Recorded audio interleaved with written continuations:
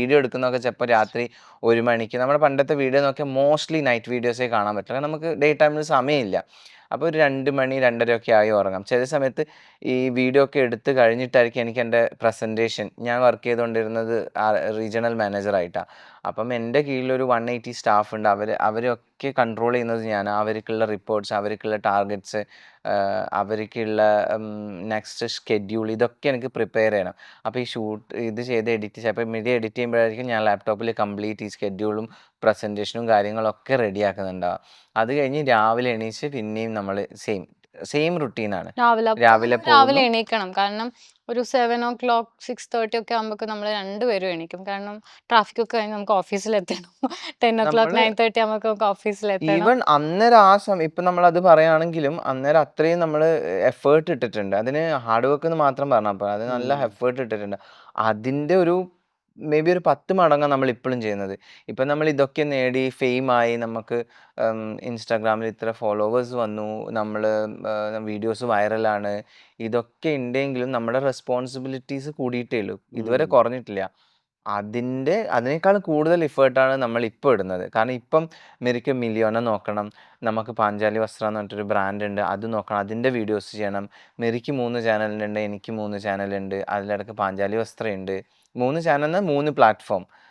അപ്പം ഇതൊക്കെ കൂടി വരുമ്പം നമുക്ക് പിന്നെ ഒരു ദിവസം നമ്മൾ ഫെയിമായി ഇനി നമ്മളിങ്ങനെ ഇരുന്നാൽ നമുക്കിങ്ങനെ റീച്ചസ് വന്നുകൊണ്ടിരിക്കും, വ്യൂസ് വന്നുകൊണ്ടിരിക്കും എന്ന് പറഞ്ഞാൽ നമ്മൾ അവിടെ ഇരുന്ന് അവിടെ കെട്ടടങ്ങി പോകത്തേ ഉള്ളൂ. കാരണം ഇതൊരു ബുക്കിൻ്റെ മുകളിൽ ഒരു ബുക്ക് വയ്ക്കുന്ന ഓരോ സെക്കൻഡ് ഓരോരോ ടാലൻറ്റ് വന്നുകൊണ്ടിരിക്കുകയാണ്, ഓരോരാൾ വൈറലായിക്കൊണ്ടിരിക്കുകയാണ്.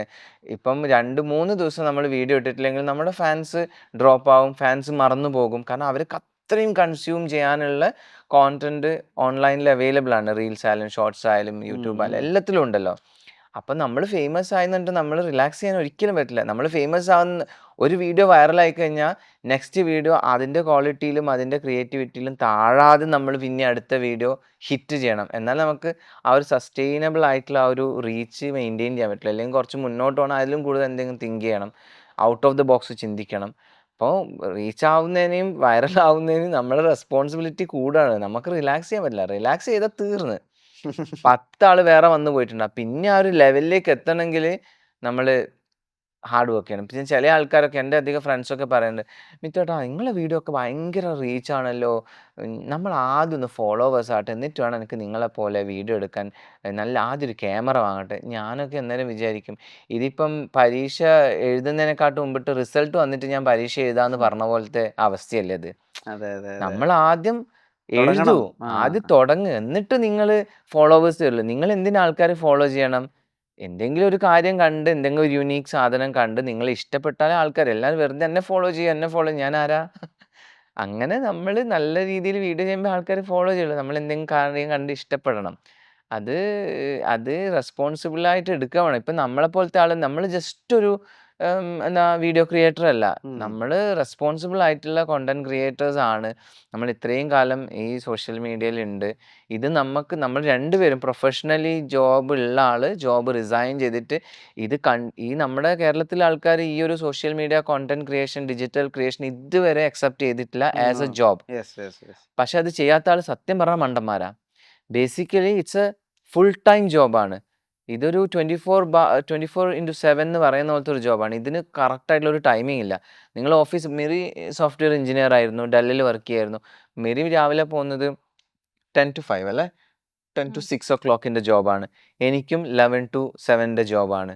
അന്നേരം കറക്റ്റ് ടൈമിംഗ് ഉണ്ട്. വീട്ടിൽ വന്നിട്ട് കുറച്ച് ഹോംവർക്ക് ഉണ്ട്, മെറിക്ക് ഉണ്ടായിരുന്നില്ല. പക്ഷേങ്കിൽ അത് കറക്റ്റാണ്.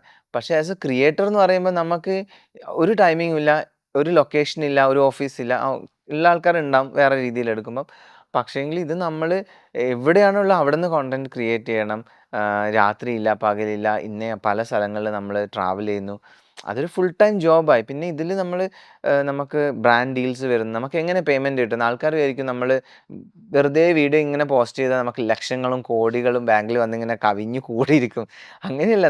നമ്മുടെ ക്വാളിറ്റി കൂടുന്നതിനനുസരിച്ച് നമ്മൾ പല പല ബ്രാൻഡ്സ് നമ്മൾ അപ്രോച്ച് ചെയ്യും. പല എൻഡോഴ്സ്മെൻറ്റ് വരും. അത് നമ്മുടെ ക്വാളിറ്റി നോക്കിയിട്ടാണല്ലോ ഓരോന്നും. അപ്പോൾ അങ്ങനത്തെ ഒക്കെ ബ്രാൻഡ് ഡീൽ വരുമ്പോൾ നമ്മൾ കുറച്ചും കൂടി റെസ്പോൺസിബിൾ ആവണം. നമ്മൾ കുറച്ചും കൂടി ക്ലീനായിട്ട് ക്രിയേറ്റീവായിട്ട് വീഡിയോ ചെയ്യണം. പിന്നെ ഈ ബ്രാൻഡ് ഡീൽസ് എന്നൊക്കെ പറയുന്നത് ഇങ്ങനെ ചെയ്യാൻ പറ്റിയ കാര്യമല്ല. ഒരുപാട് ടേക്സ്, ഒരുപാട് റീ എഡിറ്റിംഗ്, ഒരുപാട് ഡിസ്കഷൻ, മീറ്റിംഗ്. എനിക്ക് തോന്നുന്നു ഞാൻ എൻ്റെ ഓഫീസിലൊന്നും ചെയ്യാത്ത അത്രയും ഗൂഗിൾ മീറ്റൊക്കെ പല ബ്രാൻഡിന് വേണ്ടിയിട്ടും പാൻ ഇന്ത്യ ബ്രാൻഡൊക്കെ വരുമ്പം നമ്മൾ പല പ്രാവശ്യം മീറ്റിംഗൊക്കെ ചെയ്ത് അത് സ്ക്രിപ്റ്റ് ഡിസ്കസ് ചെയ്ത് പിന്നെ അതിൻ്റെ ട്രയൽ കൊടുത്ത് ഈവൻ നമ്മളിടുന്ന കോസ്റ്റ്യൂം പോലും നമ്മൾ അപ്രൂവൽ എടുത്തിട്ടാണ് നമുക്ക് ചെയ്യാൻ പറ്റുള്ളൂ പല ബ്രാൻഡുകൾക്കും. അപ്പം ഇങ്ങനത്തെയൊക്കെ പല കാര്യങ്ങളുണ്ട് അതിൽ. അപ്പം ഇതൊക്കെ ഹാർഡ് വർക്കിൻ്റെ ഒരു പണിയാണ്. നമ്മൾ ലൊക്കേഷൻ അയച്ചു കൊടുക്കണം, നമ്മൾ എടുക്കുന്ന ക്യാമറേൻ്റെ ചില ബ്രാൻഡ്സ് സ്പെസിഫിക്കേഷൻ അയച്ചു കൊടുക്കണം, ലെൻസ് അയച്ചു കൊടുക്കണം. പിന്നെ നമ്മൾ ഇങ്ങനത്തെ ഓൺ വോയിസ് കണ്ടന്റ് ക്രിയേറ്റേഴ്സ് ആയതുകൊണ്ട് നമ്മളുടെ വീഡിയോ പെട്ടെന്ന് ഒരാൾക്ക് എഡിറ്റേഴ്സിന് കൊണ്ടുപോയിട്ട് കൊടുക്കാൻ പറ്റില്ല. പ്രത്യേകിച്ച് നമുക്ക് എന്ന് വെച്ചാൽ നമ്മൾ സ്ക്രിപ്റ്റ് ഒരിക്കലും എഴുതാറില്ല. നമ്മളൊക്കെ സ്പോണ്ടേനിയസ് ആയിട്ട് ഒരു ത്രെഡ് കിട്ടിക്കഴിഞ്ഞാൽ ഞാൻ ഡിസ്കസ് ചെയ്യുന്നു. പല പ്രാവശ്യവും മെറി പറയുന്ന ഡയലോഗ് അവൾ തന്നെ ഓൺ സ്പോട്ട് പറയുന്നതാണ്. അതിപ്പോൾ നമ്മൾ ഇത്രയും കാലം എടുക്കുന്നുണ്ട്, അവൾ എന്ത് പറഞ്ഞാൽ എനിക്ക് റിപ്ലൈ കൊടുക്കണമെന്ന് അറിയാവുന്നതുകൊണ്ട് ആദ്യം ജസ്റ്റ് ഒരു ത്രെഡ് ഡിസ്കസ് ചെയ്തിട്ടുണ്ടാകും. അങ്ങനെ ഗിവ് ആൻഡ് ടേക്ക് കൊടുത്തിട്ടാണ് എടുക്കുന്നത്. അപ്പം ഇത് സ്ക്രിപ്റ്റ് ഇല്ലാത്തതുകൊണ്ട് വേറൊരാൾക്ക് നമുക്ക് എഡിറ്റ് ചെയ്യാൻ കൊടുക്കാൻ പറ്റില്ല. അങ്ങനെ കൊടുത്തിട്ടുണ്ടെങ്കിൽ നമ്മൾ അവിടെ ഇരുന്ന് അവരുടെ കൂടെ തന്നെ കംപ്ലീറ്റ് പിന്നെയും വരാം. അപ്പം അത് സെയിം ആയി. അതുകൊണ്ട് എഡിറ്റ് ചെയ്യുന്നത് മൊത്തം പ്രൊഫഷണൽ വീഡിയോ മെരിയ എഡിറ്റ് ചെയ്യുന്നത്, അല്ലാത്ത വീഡിയോ ഞാനാണ് എഡിറ്റ് ചെയ്യുന്നത്. അപ്പം നമുക്ക് ടൈം എന്ന് പറയുന്നത് നല്ല രീതിയിൽ ചെയ്യാനുണ്ട്. ഇപ്പൊ നേരത്തെ പൈസ വന്ന് കുമിഞ്ഞു കൂടുക എന്നൊക്കെ പറഞ്ഞിട്ടുണ്ട്. ഞാൻ ഷാരൂഖ് ഖാൻ പറയുന്നത് കേട്ടിട്ടുണ്ട്. അതായത് അദ്ദേഹത്തിന് ഇഷ്ടമുള്ള 2 ഷർട്ട് അത് ഒരുമിച്ച് എടുക്കാൻ പുള്ളിക്ക് എന്ന് പൈസ ഉണ്ടാവുന്നു അപ്പോൾ ഞാൻ എന്നെ സ്വയം പണക്കാരനായിട്ട് കണക്കാക്കും എന്ന് പറഞ്ഞ പുള്ളിയുടെ ഒരു കാര്യമുണ്ട്. നിങ്ങൾ എപ്പോഴാണ് നിങ്ങളെ രണ്ടുപേരും സ്വയം എനിക്കിപ്പോ പൈസയായി, ഞാൻ കുറച്ച് പണക്കാരനായി അങ്ങനെ തോന്നിയത് എപ്പോഴാ? എനിക്ക് അങ്ങനെ മനുഷ്യൻ ഫിനാൻഷ്യലി ഞാനിപ്പോ സ്റ്റേബിൾ ആണ്, അങ്ങനെ അങ്ങനെ അങ്ങനെ പറയാം. അങ്ങനെ കാരണം മനുഷ്യൻ എന്ന് പറയുന്ന ഒരു ഇത്ര വൃത്തികെട്ട ഒരു ജീവിയാണ്.